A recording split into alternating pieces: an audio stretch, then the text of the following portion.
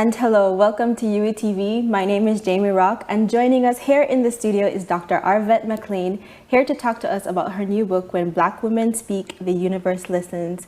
Welcome, Arvat. Thank you so much for being here. Thank you so much for having me. And I know you're visiting all the way from Virginia in the States. Yes. And I know this isn't your first time to Barbados, so tell us how your trip is going so far. Oh, well, I'm loving my trip to Barbados. I always love my time here. I try to come at least once a year. Yeah. I've been coming since 2002 and just loving it. Yes. Awesome. And I know they also had a book launch back home. Yes. Can you tell us a little bit about that? Well, you know, my very first book launch, it was really exciting. I actually had it at the Black History Museum in my home. And I was really pleased with the turnout. It was a terrific turnout, and the conversation there went really, really well, and people left feeling inspired, and that really made me feel inspired as well. Yes. This is your first international book launch. Yes, my first time. And of course, this would be the place I would come to do my first international book launch. Of course, and we're gonna get all into your love for Barbados later on. But I definitely want to start off by asking, what was your initial inspiration for writing your book? Yeah, so throughout my life, I had been in a place of struggle for most of my life. But maybe like within the past 10 years or so, I came out of that and I had not been in a place of struggle anymore. But I always hear on television, if you go to church and those things, I always hear the message of struggle. I always hear that we are struggling in our finances, we are struggling with our health. The struggle is real. Yes, the struggle is exactly. And so I'm always hearing that message, and I'm thinking, am I supposed to be struggling?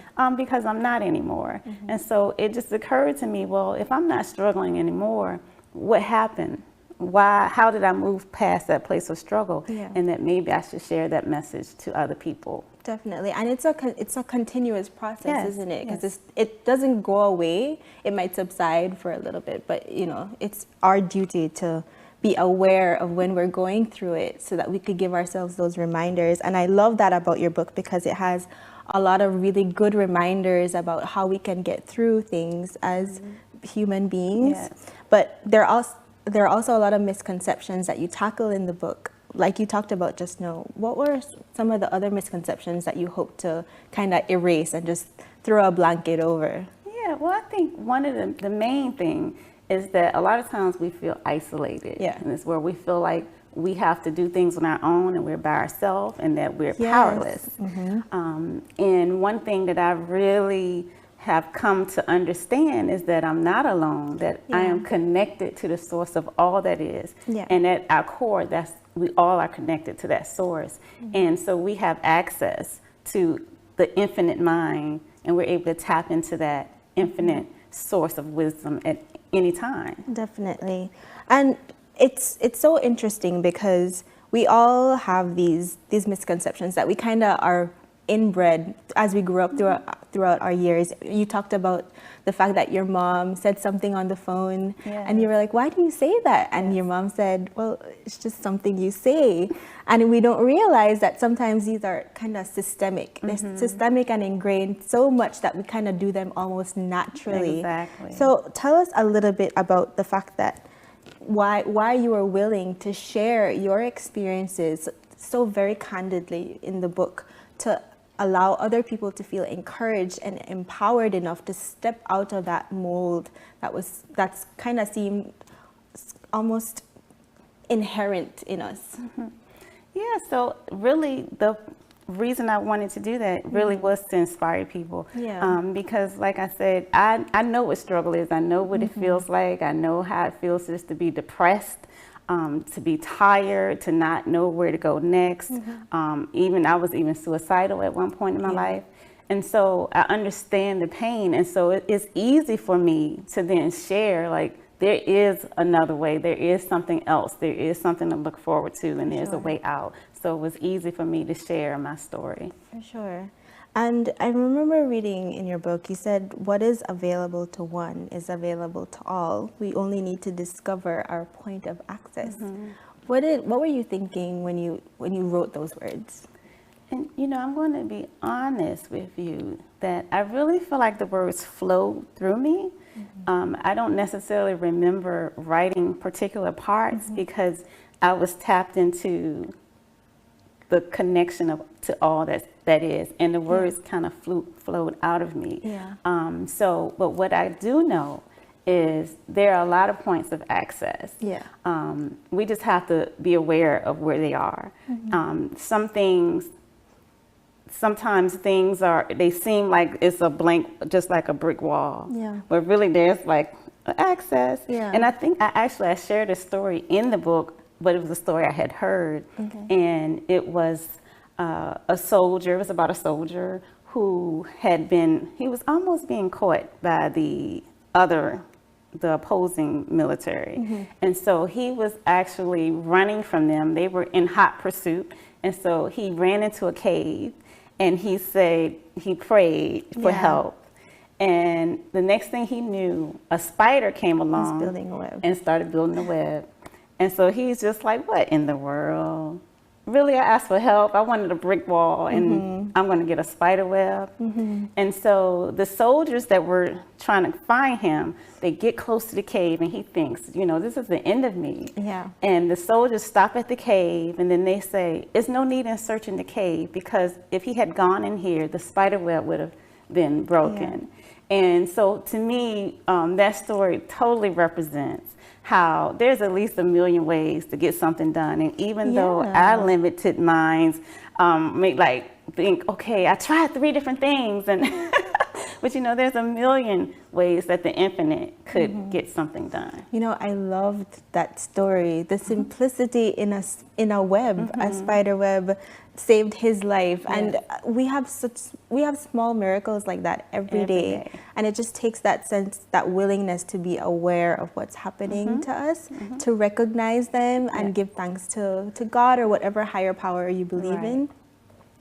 And I think it just ties into that message also of dreaming bigger than you've been told you should, or dreaming bigger than you might even imagine. But in a lot of ways, that dream big message is it's still very idealistic to a lot of people. So in your book, what contribution to the dreaming big message do you think it brings? Well, I'm not sure if this is written in the book, and I hope that it is. But to me, the whole message of dreaming, I think we've forgotten to dream. Either we've forgotten, or we don't believe in dreams, or that they can come true. But what I'm learning every day is that the more we dream, the more we become who we are, who we're meant to be. And so in the pursuit of your dream, every step you take towards your dream, the closer you get to who you're really meant to be. And so dreams are so important that we have them and that we work towards them. And the thing about the universe is when you take one step, it'll take 2. So you don't have to know the answers. You don't have to know how do I reach that dream. The only thing you have to know is I want it. And you just take a step, and you just keep taking the next step that's available to you. And you talked about a lot of big dreamers that influenced your life, like Harriet Tubman and Dr. King. Tell us why it was important for you to include them in your book. Yes, because when you think about, and also Nelson Mandela, someone who's been in a jail cell, a small confined cell in the very country that he becomes president of. Like, how does that happen? And how do you keep your spirit when you're in that cell? How do you continue to live and to dream?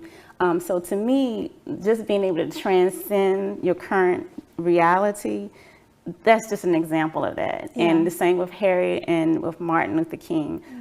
Because if you think about Harriet Tubman, she was a petite little woman who had fainting spells, who is enslaved. And she not only gets herself to freedom, but she goes back. And she gets someone else, and she goes back, and she makes 19 trips.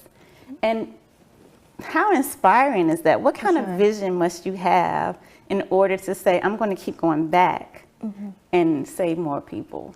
You know, as I'm listening to you talk about these people, I'm thinking, but you're also such an inspiration, because as I read the book and I read the story about how you trained for the race and how the odds were kind of against you. Tell us a little bit more about that story. Yeah, so, I had been chosen to be the person that runs a race where if I win the race, I would win money. Yeah. So I was actually getting a head start from the elite runners. Yeah. And so they calculate the distance that I should be able to run in the time that the elite runners would run. And they would calculate that distance, and based on that, that's how much of a head start they would give you. Yeah. So, but this year they decided to do it kind of differently, because they wanted it to be a battle to the end. So they calculated a distance that I should be able to run, that it was just no way possible that I could run that fast. I just can't run that fast. And so that was my limiting belief. I can't run that fast. Yeah. And so I trained. I did everything I could. I hired a running coach, and I ran and ran and ran, and it was just like, there's no way I can do this. And then there were so many little things that happened because I had told my mom, it's like, there's no way I can do it. Yeah. And she was like, don't say that, because remember the time when you traveled through time. And there was a situation a while back when I needed to travel somewhere that would take an 8-hour trip. It's an 8-hour drive, no matter how you slice it. But I was able to get there in 6 hours. And so it was just, we weren't speeding or anything like that. It was like we just went through a time warp. It was one of those miracles that, that happens, the day-to-day miracles that you kind of forget about. I forgot about that. Yeah. And so once my mom said that, remember, you traveled through time. So I was like, yeah, let me create another miracle here. And so in that, I started, it was like the thought of, I want to create a miracle. Things just started coming to me. Yeah. And it was so many things that came to me. And one of the things that I thought was really special was there was a butterfly, and the butterfly kind of flew by me, and he tickled me. And he didn't touch me, but it tickled. And I was like, why is the butterfly tickling me and he's not even touching me? And then I remember, that happens a lot. If a fly buzzes by you, you can get the little tickle. And so it made me really think about that, and it made me realize that he's actually in my energy field. And so as I thought about that, I realized that our energy field expands far beyond us. It expands and it expands and it expands. And it really touches everybody in the entire world, because we're all connected. And what that butterfly also helped me to realize is that what I do today, in this moment, it actually affects every single person. For sure. Yes. For sure. And so that it changes everything. It changes the game, because when you are frustrated with someone, if you can take a moment to realize we're connected, we're the same. You're not someone separate from me. You're the same as me. You can start having a whole different set of thought processes, and your thinking will then influence them. Yeah. So I definitely like that theme, the theme of empathy, especially in our climate today, even globally and in our region. There's a sense that the empathy that we should have as one human to another, it's kind of dwindling away to the point that you kind of feel that people are just saying, that's your life, this is my life, that's your situation, I don't know what that's like. But in reality, we all go through things that maybe might not be similar, but the emotions are might be similar, or the feelings might be similar. And it's kind of a challenge. It is a challenge showing empathy, but I feel like in a lot of ways, it's our responsibility as citizens of our community and of our countries and of the world to show empathy to other people. But of course it's still a challenge. How do you encourage people to go beyond that challenge? Yes. And again, to me, it starts with just really recognizing the connection, that we're all connected. Yeah. I would not want to hurt myself. Yeah. So why would I hurt you? And a lot of times people show up to us in ways that is just not attractive. For sure. And we want to push, but really, in some senses, they're a reflection of us. Yeah. And so if we remember that sometimes we're ugly as well. Yeah. Yeah. I'm not, always smiling and happy For and sure. loving. There are times when I'm not. Yeah. So having that empathy for someone else, but also to send your loving energy to them. Yeah. And when you send your loving energy to someone, like I said, it just changes the game. And I'm glad you said that, because I was going to get into the story about when you had to go through, let go a coworker at your institution. Yes. Tell us about that. Yes, so I did. I had to fire someone. And I didn't want to, because, firing someone is hard, and so I had a lot of stress surrounding it. And I talked to my mom and I said, oh my gosh, I have to fire someone. It's just going to be terrible. And she said, no, tonight when you calm yourself, just send your spirit to their spirit and send them your loving energy. They'll know that you were there. And so that night I just quieted myself and I just pictured them, and I just pictured myself sending them love. And then my imagination just took over and we were like dancing. It was just like this beautiful dance. And then that was the entire imagery. And so the next day when I got there, I called his name and he said, I already know what you want. He said, I would fire me too. And he said, I'm so sorry. I just wish I could have done a better job. I just couldn't. And so he basically was like, I love you all. And, you haven't seen the last of me. I'll be back. And gave me a big hug. And so from that, now I already know if I'm nervous about something or, I feel like it's going to be a bad interaction, I'll just send my love to that person. And then it's just like we worked everything out prior to me ever showing up. I think that was one of my favorite stories in the book, because a lot of times we feel like when you go through what can be a contentious situation, you have to be tough, or you have to put on a bravado or an image that you're not the bigger person, the more strong person. And that's not necessarily the case in a lot of instances. So I really loved that story. Tell us about the time when you were going through this part of the book actually made me cry, because you talked about going through the experience of abuse.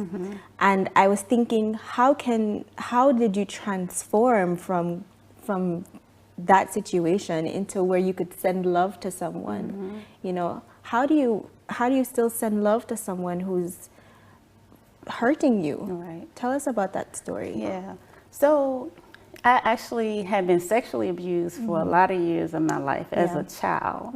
And back then, one of the things the result of that was I had terrible self-esteem, low self-esteem, did not love myself, did not feel like anyone loved me. It just wasn't a good place to be in. And I always felt like, I was less than, not good enough. And I carried that through my life as an adult. I still carried all of that baggage with me. And then I was like, why don't I tell myself a different story? Because I was abused, I was saying, I'm not good enough, I'm shy, I'll never be anything, So I was like, because I was abused, I am strong. I'm a survivor. I'm smart. I know how to survive. And I just really flipped the script. And I was like, I have empathy for people who had similar challenges. And I pulled out the positives out of the situation. I just flipped it into a positive story, and a story that serves me better than the story I was telling myself. And so I think once you just tell yourself a different story, that changes who you are. It begins, you start living into your new story. For sure. And so I started living into my new story. And just as a process, and it was literally sitting here on the cliffs of Barbados, really realizing that I was a part of the pulse of the entire universe. Yeah. And in that, it became easy for me the word forgive is not even the correct word. Because I feel like people are doing the best that they can with what they have. Yeah.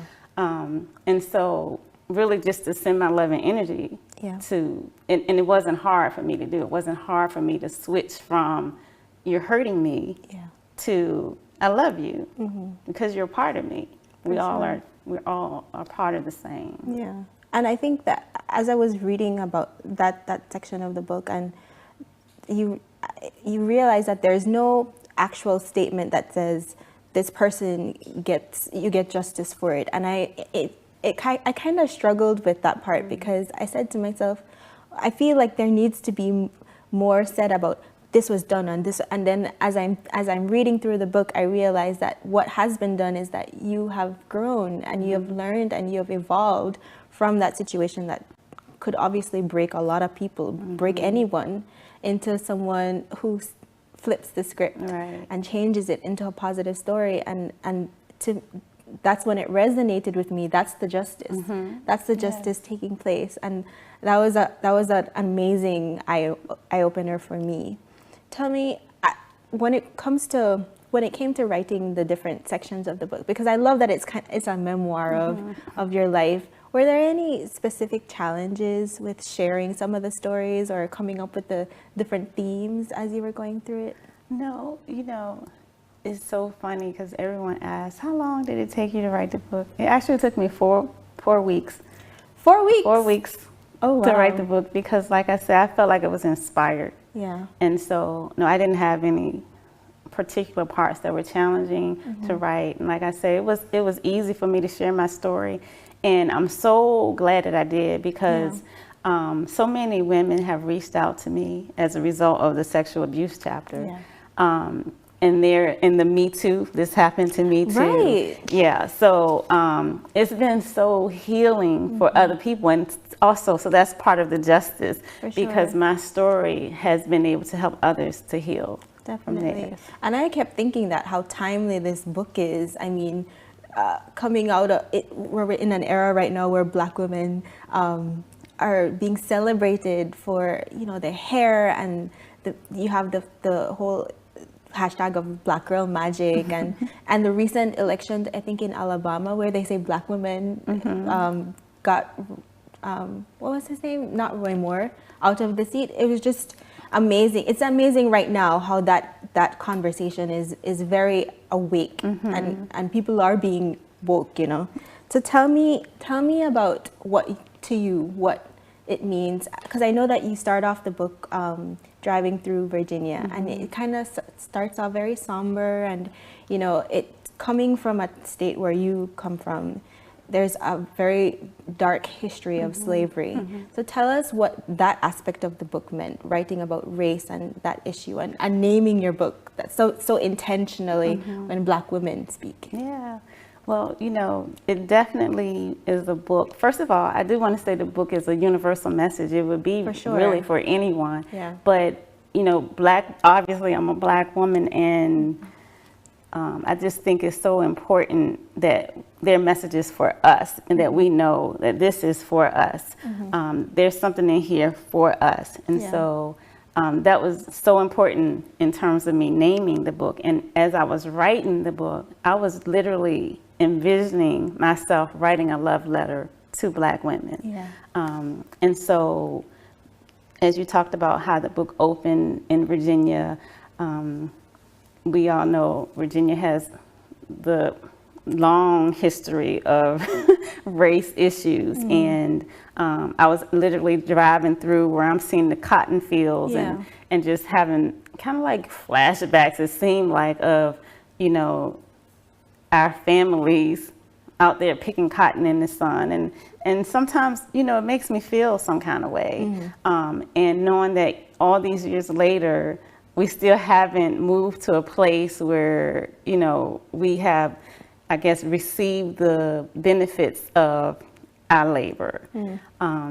But realizing that it's not for someone else to give it to us. It's for us to realize that we have the power that it's already embedded in us, it's ingrained in us, and we can claim whatever things that we want in the world. We have the power to create the exact future that we want. And so rather than us sitting back, kind of almost complaining like they're not giving us our just dues, we are saying, it's time, it's our time. What do you think is missing from the conversation? Because there are a lot of, African Americans, and even outside of the States, because there's a dark history of slavery in the Caribbean as well, and throughout Central America. I'm from Belize, and we had slavery in our country as well. But there are still parts of the conversation that are missing, because it's very complex, because you want to move forward, you want to move on, but you don't want to forget to the point where your history and the tradition, the roots of who you are is so far gone. So, but in a lot of ways, there's still that hate and that, oh, we deserve and we're supposed to get and this. So in your opinion, what do you think is missing from the conversation today that a lot of persons of African descent are missing? Yes, I think that the whole process of, being taken from your land of origin and being brutalized and held in captivity, that breaks your spirit. It does. And that broken spirit, I believe, has been passed on from generation to generation. Not on purpose, I don't think, but it's like if you're wounded, you almost can't help but to pass wounded thinking on.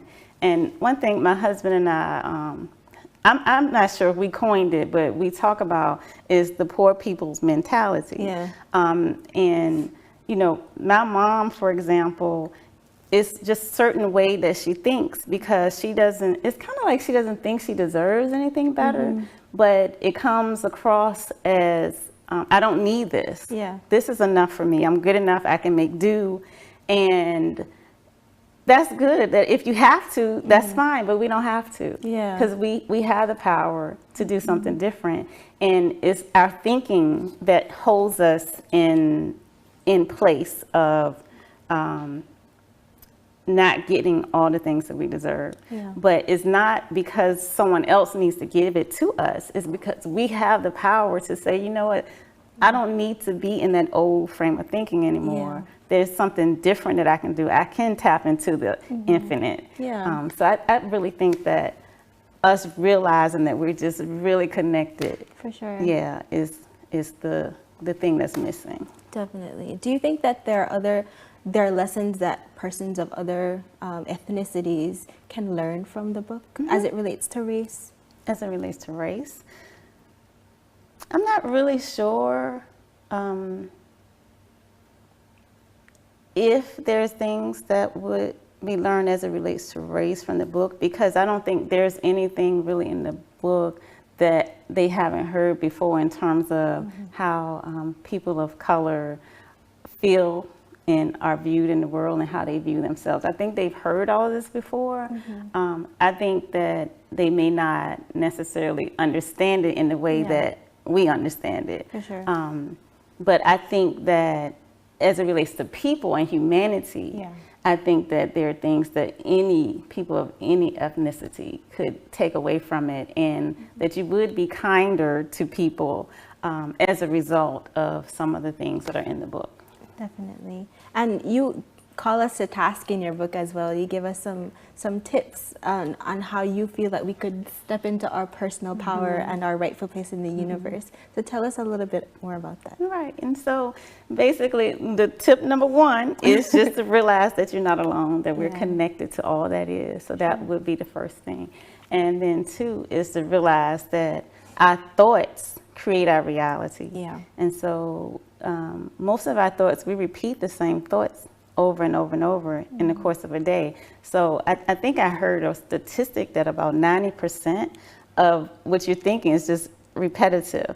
So, but we need to really be intentional about our thinking. Think more positive thoughts in terms of what do we want, and have that play over and over versus thinking all the things we don't want. Yeah. And so we tend to always think, oh, I don't want that, and I need this, and you know, it's kind of a more of a negative slant. It's kind of easier. Yes, it is. It's easier. And so we have to be intentional about thinking of what we do want and the beautiful things we want. And we want to replay those things in our mind. And then also, I think imagination. Yeah. Imagination is one of the routes to creating. Like the more you can see something, the more you can visualize it, the more you can see all the things that you want, the more you will draw that to you. So those would be some of the basic tips. And of course, we can't not have a part of the conversation. Your relationship with the country of Barbados. I know that you talk a lot about your time here and how the first time you actually wanted to get back home. Yes. And then you came back again and you came back again. Tell us about that. Yes. And so I will first start off by saying that I was always the person who said I would never visit the same place twice.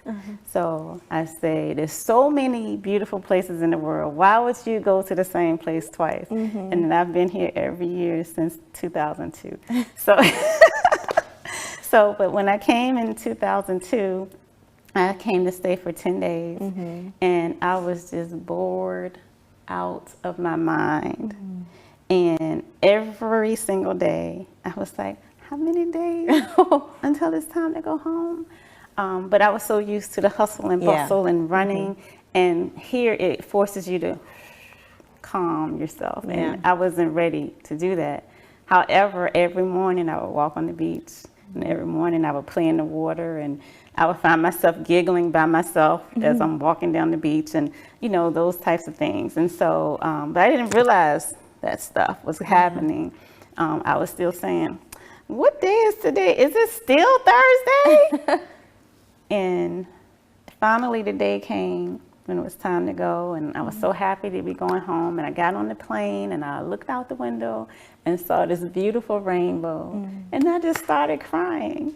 And I told my husband, I said, I want to stay. And so of course he's looking like, what is wrong? What is wrong with you? But we planned to come back, and the next time we came for 6 months. And the time that I spent here, I just grew so much, I guess, spiritually. And I spent most of my days just sitting on the cliffs and just becoming one with nature and becoming one really with the universe. And I literally could feel the pulsating of the universe through my body. And I was able to, I guess, think about all the things in my life and kind of put some order to them. And it just really helped me to open up and grow and see things in a totally different way. Yes. Is there any experience in Barbados that you didn't put in the book that you kind of regret not putting in, or anything else that you regret not putting in the book, or anything that you would have taken away now that you?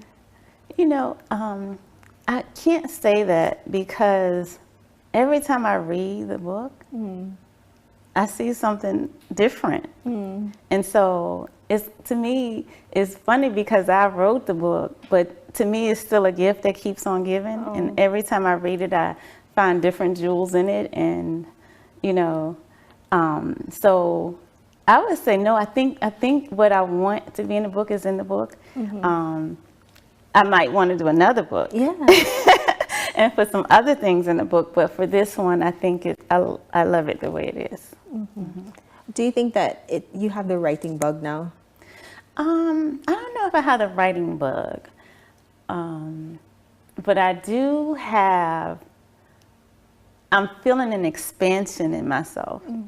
And that expansion just wants me to share. I want to share. And so in that, I'm sure I'll do more writing. Well, it's been an amazing conversation about the book, but I definitely want our viewers to get to know you a little bit more. Okay. So tell us about life in Virginia and what you do on a daily basis when you're not visiting Barbados. Right. So 2017 was a sort of different year for me. So I think I'll start there with 2017, but literally January 1st, I actually was in Antarctica, and when I was leaving, I bumped my head. Oh. And it seems, so I had a headache for like January 1st, 2nd, and 3rd. Mm-hmm. And then it was like when that happened, once I came out of that, it was like I was a new person and I had all this new energy. And that's when I was like, I want to share, wherein before I was kind of, I guess, in cocoon mode. Mm. And then it felt like I kind of went into butterfly mode. Mm. But lately what I've been doing, of course, is book related things. And I actually I just released a podcast, and it's called Speak, The Universe Listens. Yeah. And I'm excited about that podcast. Mm-hmm. And I've started writing in terms of doing a blog. Mm-hmm. But also, I'm married. I've been married for 23 years mm-hmm. to the person who was my best friend, my next door neighbor for years as a child. And he's just amazing. And I might even cry, just like, yeah, but he's awesome. And let's see. Oh, and I did recently start a real estate company, which I'm really enjoying. And so for a group of women, and we're like purchasing property and renting it out and things like that. But let's see, what else do I do? Oh, I love exercising. Yeah. Right. Yeah. So that's one of the things I love to do every day. And if I miss it, I feel like, I'm not complete that day. Yeah. So I think that's about it for now that I'm doing. For sure. And I'm sure you have a lot more in store for 2018. Yes. And I definitely want our viewers to be able to get to know you even more. So can you share with us your social media details and any other place where we could find more about Dr. Arvat McClaine? Yeah. So my social media is Arvat McClaine. I'm on Facebook mm-hmm. and Twitter and Instagram. Mm-hmm. Yeah. I have to say that reading your book was, it came at a good time for me, especially as I mentioned earlier, I just moved to a new place mm-hmm. here in Barbados, mm-hmm. and it gave me a lot of really great reminders and encouragement, mm-hmm. and I really appreciate your book and you. Well, so thank you so much. Thank you so much. I appreciate you saying that. This has been UWI. Thank you so much for joining us. And we want to thank Dr. Arvat McClaine, who has been here to talk to us all about her new book, When Black Women Speak, The Universe Listens. I'm Jamie Rock. We'll see you next time.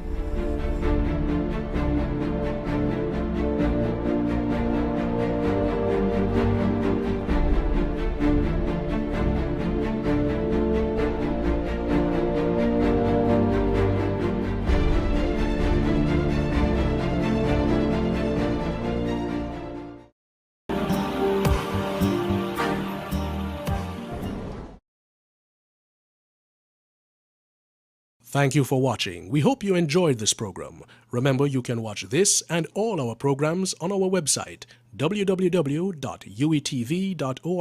available anytime, anywhere, and on any device. Also, join the conversation on social media by visiting our Facebook, Twitter, and Instagram pages.